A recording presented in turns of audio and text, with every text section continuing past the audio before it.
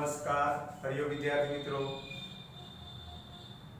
Online એજ્યુકેશનમાં આપનું સ્વાગત છે। આજના આ વિડિયો લેક્ચરમાં આપણે પાઠ નંબર 1 માં બીજો પ્રશ્ન ચર્ચા કરવાના છીએ। બીજા પ્રશ્નની શરૂઆત આપણે જોઈશું, સંસ્કૃતિનો અર્થ સમજાવો।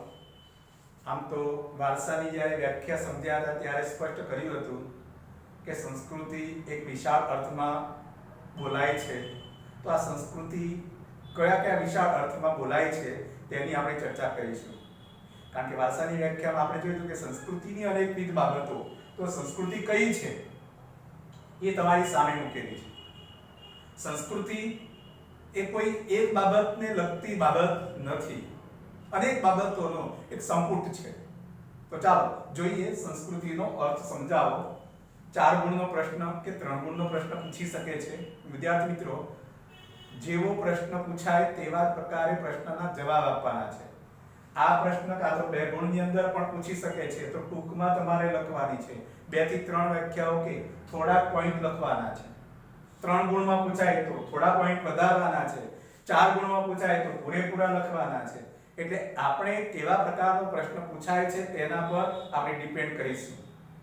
ચાલો સૌથી પહેલા તમને બતાવ્યું છે સંસ્કૃતિનો અર્થ સમજાવો। તો સંસ્કૃતિ એક સૂત્ર રૂપે આપણે બધાએ બોલીએ કે સંસ્કૃતિ એટલે જીવન જીવવાની રીત। આપણે જે રીતે જીવન જીવીએ છીએ તેનું નામ સંસ્કૃતિ। કારણ કે આપણે જીવીએ છીએ એકબીજાની જુદી જુદી બાબતોને આધારે જીવીએ છીએ। નાનાથી માંડીને વૃદ્ધ થઈએ ત્યાં સુધીમાં આપણે અનેક બાબતો એકબીજા ઉપર આધાર રાખીએ છીએ। તો એ સંસ્કૃતિનો અર્થ થાય છે જીવન જીવવાની રીત। એટલે કે જીવન એક કલા છે અને એ કલા સામા છે, સંસ્કૃતિમાં છે।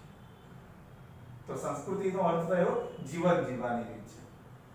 બીજો અર્થ છે કે સંસ્કૃતિ એટલે દેશ કે સમાજની અંદર, દેશ અથવા સમાજમાં,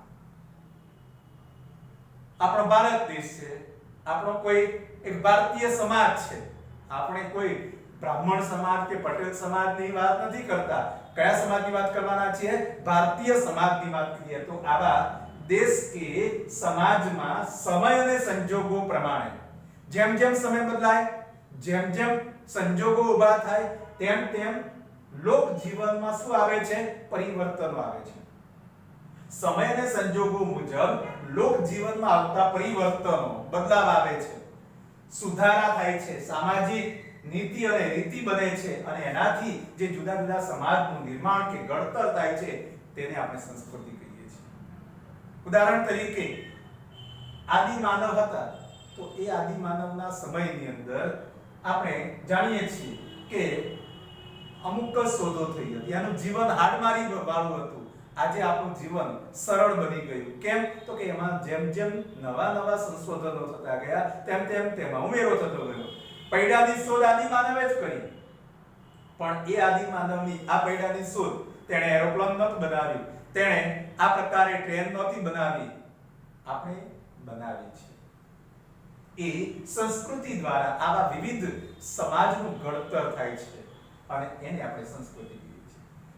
રશિયન સમાજશાસ્ત્રી અને નૃવંશશાસ્ત્રી, રશિયન સમાજશાસ્ત્રી અને નૃવંશશાસ્ત્રી છે બી મેલિનોવસ્કી, અને એ બી મેલિનોવસ્કીએ કહ્યું છે સંસ્કૃતિ એટલે માનવ મનનું ખેડાણ। સંસ્કૃતિ એટલે શું કહ્યું છે? માનવ મનનું ખેડાણ। માનવીના મનમાં જે કઈ વિચારો આવે એ વિચારો પ્રમાણે તે વર્તે તે એટલે સંસ્કૃતિ। માનવ મનનું ખેડાણ એટલે માનવીના મનમાં જે વિચાર આવે અને એના આધારે તે જીવન શરૂઆત કરે, જીવે અને બીજાને પણ શીખવે, એનું નામ શું કહેવાય છે? સંસ્કૃતિ। કોના અર્થમાં? બી મેલિનોવસ્કી જે રશિયન સમાજશાસ્ત્રી છે અને નૃવંશશાસ્ત્રી છે। નૃવંશશાસ્ત્રી એટલે જુદા જુદા વંશજો અંગે પોતાના સંશોધનો કરતા હોય છે, એને નૃવંશશાસ્ત્રી કહીએ છીએ। તો આ બી મેલિનોવસ્કી લખી। ચોથી વ્યાખ્યા, સંસ્કૃતિ એટલે માનવ સમાજની ટેવો, મૂલ્યો, આચાર વિચાર, ધાર્મિક પરંપરાઓ, રહેણી કરણી અને જીવનને ઉચ્ચતમ શિખર સુધી લઈ જનાર આદર્શોનો સરવાળો। મતલબ કે આપણી જે ટેવ હોય, આપણા જે મૂલ્યો છે, સાચું બોલવાનો, હે ને, પછી પ્રામાણિકતાનો આ બધા મૂલ્યો છે, આપણે આચાર વિચાર છે, આપણે જે બોલીએ છીએ તે ધાર્મિક પરંપરાઓ, આપણે જે પગે લાગીએ છીએ, આપણે જે ઈશ્વરને માનીએ છીએ એ ધાર્મિક પરંપરાઓ છે, આપણી રહેણી કરણી છે, આપણા રીત રિવાજો કહીએ છીએ તે આવા જીવનને ઘણા બધા કે આદર્શો છે, એ આદર્શોનો સરવાળો એટલે શું કહેવામાં આવે છે? સંસ્કૃતિ, જે આપણા જીવનને ઉચ્ચ શિખર સુધી લઈ જાય છે. ચાલો પાંચમી વ્યાખ્યા. સંસ્કૃતિ એટલે ગુફાથી ઘર સુધીની માનવ જાતની વિકાસ યાત્રા. આગળ વાત કરી હતી કે ગુફામાં આદિ માનવ રહેતો હતો, આધુનિક માનવ ઘરમાં રહે છે, તો એ ગુફાથી ઘર સુધીની માનવ જાતની વિકાસ યાત્રા જેને આપણે સંસ્કૃતિ કહીએ છીએ. સંસ્કૃતિ હજી પણ વિશાળ અર્થમાં છે. તો જો 2 ગુણમાં પૂછાય તો આટલું લખવાનું છે, 3 ગુણમાં પૂછાય તો લખવાનું છે કે ઇતિહાસમાં સંસ્કૃતિ વિશિષ્ટ અર્થમાં પ્રયોગ થાય છે. મુખ્યત્વે સંસ્કૃતિના સંદર્ભમાં આપણી શિક્ષણ સંસ્થાઓ, આપણા સાહિત્ય જે વારસો છે, સંગીત કલા છે, નૃત્ય કલા છે, શિલ્પ કલા છે, સ્થાપત્ય કલા, હસ્તકલા, એ દરેક ક્ષેત્રોની અંદર જે ઉચ્ચ સિદ્ધિઓ પ્રાપ્ત કરી છે એને આપણે સંસ્કૃતિ તરીકે ઓળખાવીએ છીએ. ઉદાહરણ તરીકે આપણે હસ્તકલાની અંદર આગળ ગયા, વણાટ કલામાં પાટણના પટોળા હતા, ઢાકાની મલમલ સાડી હતી, એ આપણી હસ્તકલાના ઉત્તમ નમૂના હતા. તો એ તમામ બાબતો સંસ્કૃતિની અંદર સમાવેશ કરે છે. હજી પણ સંસ્કૃતિ આગળ છે કે સંસ્કૃતિમાં આપણા વિચારો, આપણા બુદ્ધિ, આપણા કલા કૌશલ્ય અને સંસ્કારિતાના જે મૂલ્યો છે તેનો સમાવેશ પણ શામાં કરાયો છે?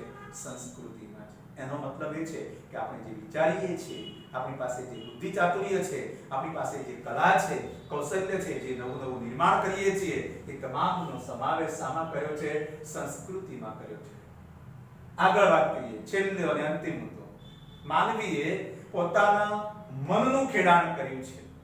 આગળ કહ્યું ને કે માનવ મનનું ખેડાણ, તો માનવીએ પોતાના મનનું જે ખેડાણ કર્યું છે અને એના થકી એણે જે વિકસાવેલ સાહિત્ય, ઉદાહરણ તરીકે વેદો છે, આ બધા સાહિત્યમાં આવે, ઉપનિષદો છે, મહાભારત છે, રામાયણ છે, પંચતંત્રની વાર્તાઓ છે, આ બધા સાહિત્ય, તત્વચિંતનની વિવિધ વિચાર શાખાઓ, આદર્શવાદ, હે ને, ઉત્ક્રાંતિવાદ, આ બધા તત્વચિંતનની વિચાર શાખાઓ છે. ધાર્મિક પરંપરાઓ છે, તુલસીની પૂજા કરવી, કોઈ મૂર્તિ સામે આપણે પ્રાર્થના કરવી, એ ધાર્મિક પરંપરાઓ છે. આપણી લલિત કલાઓ છે, જે મનોરંજન સાથે કોઈ લોક શિક્ષણ પૂરું પાડે છે, એવી લલિત કલાઓ, ચિત્ર કલાઓ છે, શિલ્પ અને સ્થાપત્ય કલા છે, જુદી જુદી આપણે વિકસાવેલી સામાજિક સંસ્થાઓ છે, એ સિવાય જુદી જુદી આપણી આર્થિક પ્રવૃત્તિઓ છે, ખેતી કરવી, ઉદ્યોગ કરવા, વેપાર કરવા, આવી આર્થિક પ્રવૃત્તિઓ છે, જુદી જુદી સામાજિક સંસ્થાઓ છે, એ તમામનો સમાવેશ પણ શામાં કરાયો છે? સંસ્કૃતિમાં કરાયો છે. અને એટલા માટે સંસ્કૃતિને કેવું હોય તો કે સંસ્કૃતિ એટલે કોઈ પણ પ્રજા સમૂહની આગવી જીવનશૈલી. સંસ્કૃતિ એટલે શું કહેવાય? કોઈ પણ પ્રજા સમૂહની આગવી જીવનશૈલી એટલે સંસ્કૃતિ, જેને આપણે અંગ્રેજીમાં કહીએ છીએ ધ વે ઓફ લાઈફ. શું કહેવાય? ધ વે ઓફ લાઈફ, જે જીવનશૈલી આપણે જીવીએ છીએ તેનું નામ સંસ્કૃતિ છે. વિદ્યાર્થી મિત્રો, સંસ્કૃતિ ખૂબ વિશાળ અર્થની અંદર ઉપયોગમાં લેવાય છે. મેં તમને જે સમજાવ્યું તે પ્રમાણે 2 ગુણમાં, 3 ગુણમાં કે 4 ગુણમાં પૂછાય તો કેવી રીતે લખવું એની આપણે આગળ ચર્ચા કરી ચૂક્યા છીએ. તો વિદ્યાર્થી મિત્રો, અત્યારે આ વિડિયો લેક્ચરની અંદર આ પ્રશ્ન સુધી સીમિત રહીએ. આવનારા વિડિયો લેક્ચરની અંદર ફરીથી નવા પ્રશ્નની શરૂઆત કરીશું. ત્યાં સુધી વિરામ લઈએ. આવજો. અને સાથે સાથે જે પ્રશ્ન આ સમજાવ્યો છે કે પાકી બુકમાં લખવાનો છે, પાકું કરવાનું છે, તો જ આપણે સારું પરિણામ લાવી શકીશું. હરિ બોલ.